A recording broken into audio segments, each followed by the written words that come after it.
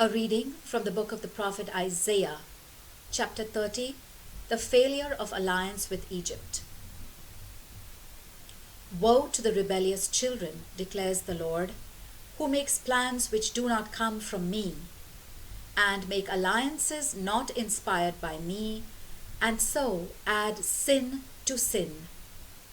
They set out to go down to Egypt without consulting me, to take refuge in Pharaoh's protection, to shelter in Egypt's shadow. Pharaoh's protection will be your shame, the shelter of Egypt's shadow, your humiliation. For his nobles have gone to Zoan, and his messengers have reached Hanes. But every one has been disappointed by a people who cannot help, who bring neither aid nor profit, but only shame and disgrace. A useless embassy. Proclamation on the beasts of the Nagel. Into the land of distress and of anguish, of lioness and roaring lion, of viper and flying dragon, they are bearing their riches on donkeys' backs, their treasures on camels' humps, to a nation that cannot help. Egypt, whose help is vain and futile, and so I call her Rahab, who sits still. The Testament of Isaiah. Now go, inscribe this on a tablet, write it on a scroll in their presence, so that it may be a witness for time to come, forever and ever. This is a rebellious people, deceitful children, children who will not listen to the law of the Lord. To the seers they say, see nothing. To the prophets, do not prophesy to us the truth. Tell us flattering things, have illusory visions, turn aside from the way, leave the right path, rid us of the Holy One of Israel. So the Holy One of Israel says this: since you have rejected this word and put your trust in a perverse oppressor, relying on him, this guilt will be for you a breach on the verge of collapse, a bulge at the top of a wall, which all at once and suddenly comes crashing down. Its shattering is like an earthenware pot, ruthlessly smashed to pieces, so that not one shard of its fragments can be found for taking fire from the hearth or scooping water from the storage well. For Lord God, the Holy One of Israel, says this: your salvation lay in conversion and tranquility, your strength in serenity and trust. But you would have none of it. No, you said, we shall flee on horses. Then flee you shall. And again, we shall ride on swift ones. And so your pursuers shall be swift. 1,000 will flee at the threat of one. At the threat of 5, you will flee until you are left like a flagstaff on a mountain top, like a signal on a hill, a promise of mercy. Therefore, the Lord is waiting to be merciful to you. Therefore, he will rise up to take pity on you, for the Lord is a God of justice. Blessed are all who hope in him. People of Zion dwelling in Jerusalem, you shall weep no more. He will be merciful to you when you cry for help.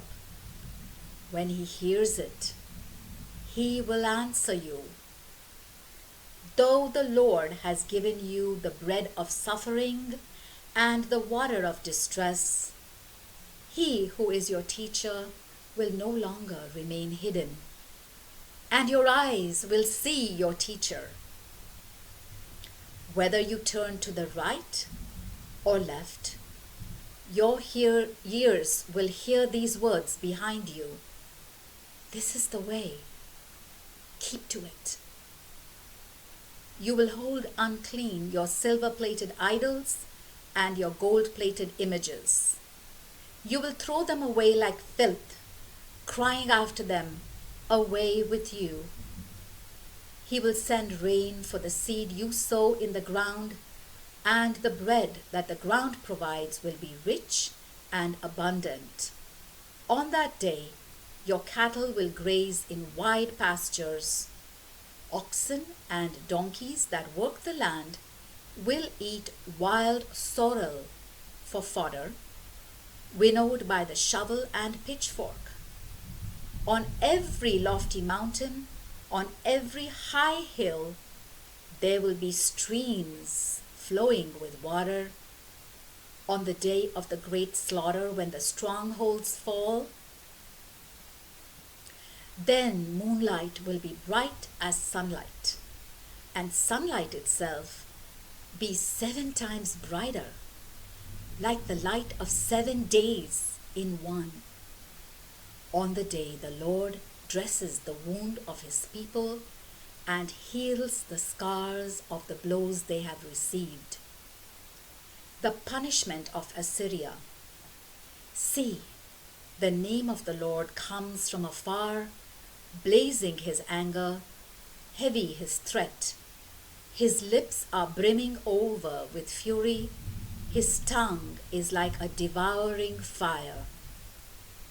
His breath is like a river in spate that reaches up to the neck, to sift the nations with a yoke of destruction, to place on the jaws of the peoples a bridle that leads them astray. Your song will be like that on the night of a holy festival, and there will be joy in your hearts as when people set out to the sound of the flute on a pilgrimage to the mountain of the Lord, the rock of Israel. The Lord will make his majestic voice ring out. He will show the weight of his arm in the heat of his anger, with a flame of devouring fire, with cloudburst, tempest, and hailstones. For at the voice of the Lord, Assyria will be terrified.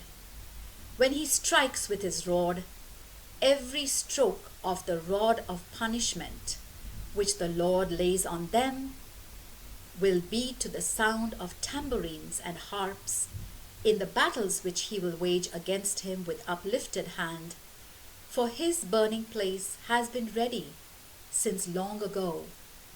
That too is ready for the king, deep and wide his pyre, fire and wood in plenty.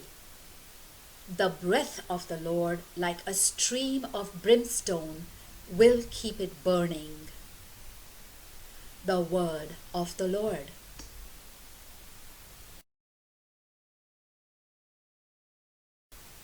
A reading from the book of the prophet Isaiah, chapter 31. Egypt is a vain hope. Woe to those who go down to Egypt for help, who put their trust in horses, who rely on the quantity of chariots and on great strength of horsemen, but do not look to the Holy One of Israel or consult the Lord. Yet he too is wise and brings disaster, and he will not go back on his word. He will rise against the breed of evildoers and against those who help others to do wrong.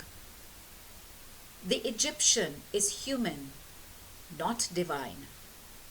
His horses are flesh, not spirit.